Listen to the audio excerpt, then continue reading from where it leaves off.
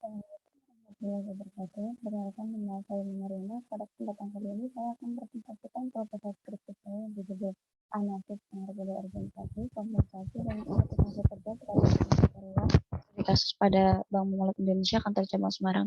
Yang pertama, latar belakang masalah. Bank Syariah memiliki peran yang penting dalam mendorong pertumbuhan perekonomian suatu negara. Salah satunya adalah Indonesia. Untuk itu, Bank Syariah harus memiliki tenaga kerja yang berkualitas tinggi sehingga visi misi dan tujuan perusahaan dapat tercapai. Allah Subhanahu wa taala berfirman dalam Quran surat At-Taubah ayat 105. Dari ayat di atas dapat diartikan bahwa kata amalan atau pekerjaan itu adalah kinerja dari seseorang. Menurut Maria, tahun 2013, meningkatkan kinerja karyawan akan mendorong kemajuan bagi organisasi di lingkungan perusahaan untuk dapat bertahan dalam suatu persaingan kerja. Berikut merupakan tabel jaringan kantor individual perbankan syariah sumber dari SPS OJK tahun 2021. Berdasarkan tabel di samping dapat terlihat bahwa perkembangan bank umum syariah tidak hanya terlihat dari segi penambahan kuantitas saja, namun juga dari segi sistem dan layanan yang diberikan. Hal ini menunjukkan bahwa karyawan atau SDM memiliki peran yang penting dalam industri keuangan syariah.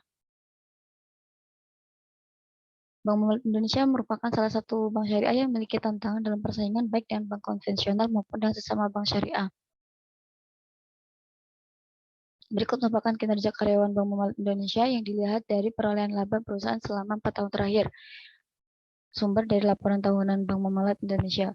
Berdasarkan data tersebut dapat dilihat bahwa jumlah laba bersih Bank Muamalat menurun drastis setelah meningkatnya laba perseroan secara signifikan pada tahun 2018 year on year. Mengingat kinerja perusahaan merupakan cerminan dari capaian kinerja karyawan, capaian perusahaan seperti yang sudah diuraikan di atas menjadi suatu hal yang menarik untuk diteliti lebih lanjut terkait dengan hal-hal apa saja yang menjadi penyebabnya. Berikutnya merupakan research gap.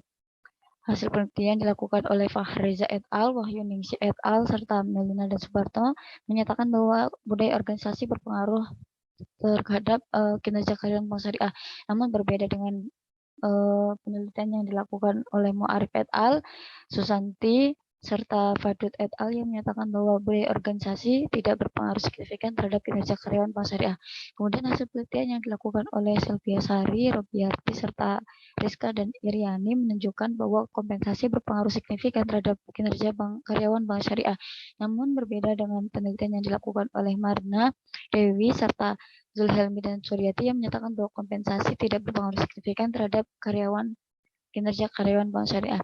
Lalu hasil penelitian yang dilakukan oleh Nabi et al., Toin, serta Wahyu Ningsih menyatakan bahwa motivasi kerja berpengaruh signifikan terhadap kinerja karyawan. Namun berbeda dengan penelitian yang dilakukan oleh Rahmawati dan Larasanti yang menyatakan bahwa motivasi kerja tidak berpengaruh signifikan terhadap kinerja karyawan. Berikutnya merupakan rumusan masalah. Berdasarkan fenomena bisnis yang terjadi yaitu menurunnya kinerja karyawan pada Bank Muamalat Indonesia ditandai dengan penurunan laba perusahaan yang cukup signifikan sebagai akibat menurunnya pencapaian kinerja perusahaan, serta research gap dari hasil penelitian terdahulu dan teori yang relevan mengenai variabel budaya organisasi, kompensasi, dan motivasi kerja, maka dapat dirumuskan masalah penelitian sebagai berikut. Bagaimana meningkatkan kinerja karyawan pada bank syariah melalui variabel budaya organisasi, kompensasi, dan motivasi kerja? Selanjutnya merupakan pertanyaan penelitian terdiri dari 4 sebagai berikut. Dan tujuan penelitian yang terdiri dari 4 sebagai berikut. Selanjutnya, manfaat penelitian terdiri dari 2. Yang pertama, manfaat teoritis. Diharapkan penelitian ini dapat memberikan manfaat dan kontribusi dalam mengembangkan penelitian dan dapat membantu memberikan informasi bagi penelitian selanjutnya. Kemudian untuk manfaat praktisnya sendiri, diharapkan penelitian ini dapat menjadi informasi dalam pembuatan dan pengambilan kebijakan untuk meningkatkan kinerja karyawan. Selanjutnya, tinjauan pustaka yang pertama yaitu mengenai kinerja karyawan. Tanggung jawab Prabersentono 2012 menyebutkan kinerja atau performance adalah hasil kinerja yang dapat dicapai oleh seseorang atau sekelompok orang dalam suatu organisasi sesuai dengan tanggung jawab masing-masing untuk mencapai tujuan organisasi. Menurut Robbins tahun 2006, ada 6 indikator untuk mengukur kinerja karyawan, antara lain kualitas, kuantitas, ketepatan waktu, efektivitas, dan kemandirian. Kemudian untuk tinjauan pustaka yang kedua itu mengenai budaya organisasi. Budaya merupakan norma-norma dan nilai yang mengarahkan perilaku anggota organisasi menurut Tuhan tahun 2012. Menurut Robbins dalam Zuroni tahun 2021, dimensi budaya organisasi terdiri dari 5. Yang pertama, inovasi dan pengambilan risiko. Yang kedua, perhatian pada hal-hal yang detail. Yang ketiga, orientasi menurut individu. Yang keempat, orientasi pada tim. Dan yang kelima, keagresifan. Kemudian tujuan pustaka yang ketiga yaitu kompensasi. Menurut Mangku Prawira, kompensasi merupakan sesuatu yang diterima karyawan sebagai penukar dari kontribusi jasa mereka pada perusahaan. Adapun beberapa indikator kompensasi menurut Shimamura tahun 2004 yaitu upah dan gaji, insentif, tunjangan, dan fasilitas. Selanjutnya, tinjauan pustaka yang keempat yaitu motivasi kerja. Motivasi kerja merupakan kondisi atau energi yang menggerakkan diri karyawan yang terarah atau tertuju untuk mencapai tujuan organisasi perusahaan. Menurut Sunyoto tahun 2013, indikator motivasi ada 7, antara lain promosi, prestasi kerja, pekerjaan itu sendiri, penghargaan, tanggung jawab, pengakuan, dan keberhasilan dalam bekerja. Kemudian hubungan antar variabel. Yang pertama, hubungan budaya organisasi terhadap kinerja karyawan. Budaya di dalam sebuah organisasi bukan sekedar kebiasaan atau ritual yang seringkali dilakukan oleh perusahaan. Lebih dari itu, kebiasaan atau ritual tersebut tentunya dilakukan untuk suatu tujuan, yaitu mencapai visi misi dan tujuan perusahaan. Menurut Lubis dan Adrian tahun 2017. Dapat dirumuskan hipotesis 2, yaitu diduga budaya organisasi secara parsial berpengaruh signifikan terhadap kinerja karyawan. Kemudian yang kedua, hubungan kompensasi terhadap kinerja karyawan. Kompensasi memiliki arti penting karena kompensasi mencerminkan upaya organisasi dalam mempertahankan dan meningkatkan kesejahteraan karyawannya.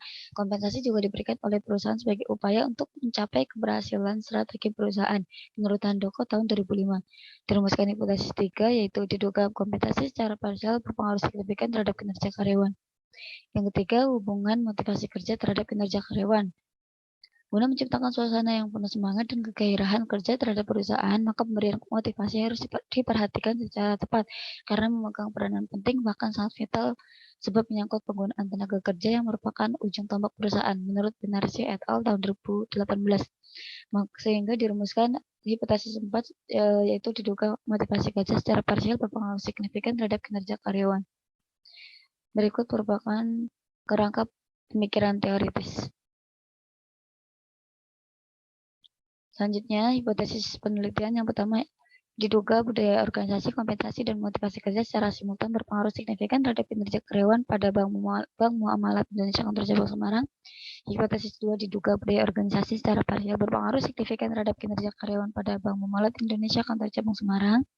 Yang hipotesis ketiga, diduga kompensasi secara parsial berpengaruh signifikan terhadap kinerja karyawan pada Bank Muamalat Indonesia Kantor Cabang Semarang. Dan hipotesis 4, diduga motivasi kerja secara parsial berpengaruh signifikan terhadap kinerja karyawan pada Bank Muamalat Indonesia Kantor Cabang Semarang. Kemudian metode penelitian. Untuk desain penelitiannya merupakan penelitian kausalitas. Untuk jenis dan sumber data yang digunakan dalam penelitian ini yaitu data primer dan data sekunder. Dengan metode pengumpulan data yaitu menggunakan kuesioner dengan skala penilaian kuesioner dan studi pustaka. Lalu untuk populasinya sendiri merupakan semua karyawan Bank Muamalat Indonesia Kantor Cabang Semarang dan sampel menurut Ferdinand tahun 2014, ukuran sampel lebih besar dari 30 dan kurang dari 500 sudah layak untuk penelitian. Lalu untuk alat analisisnya menggunakan regresi linear berganda atau SPSS.